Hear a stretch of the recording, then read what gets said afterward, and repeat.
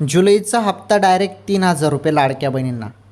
हो, त्यामध्ये ऑगस्ट महिना नाही बरं, नुसते जुलैचेच 3,000 रुपये आले. ऑगस्ट महिन्याचे पैसे नाही त्यामध्ये, फक्त जुलैचे 3,000 रुपये. हप्त्यामध्ये वाढ झाली काय मग? चला समजून घेऊया सर्व. हे बघा, इथे 2 अपडेट आहेत. 2 अपडेट असे आहेत की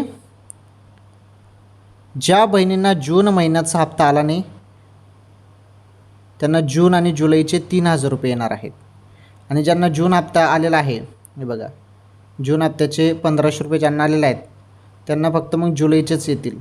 म्हणजे जूनचे नाही मिळणार, फक्त जुलैचे मिळतील. किती? 1,500 रुपये. त्यामुळे काही बहिणींना 3,000 रुपये येणार आहेत. जूनचे आलेले नाहीत आणि जुलैचे, म्हणजे ज्या बहिणींना मागील महिन्याचे पैसे आले नाहीत त्यांना मागील महिन्याचे 1,500 आणि या महिन्याचे 1,500, टोटल 3,000 रुपये येतील. आणि ज्यांना मागील सर्व हप्ते आले आहेत त्यांना जुलैचे 1,500 रुपये येतील.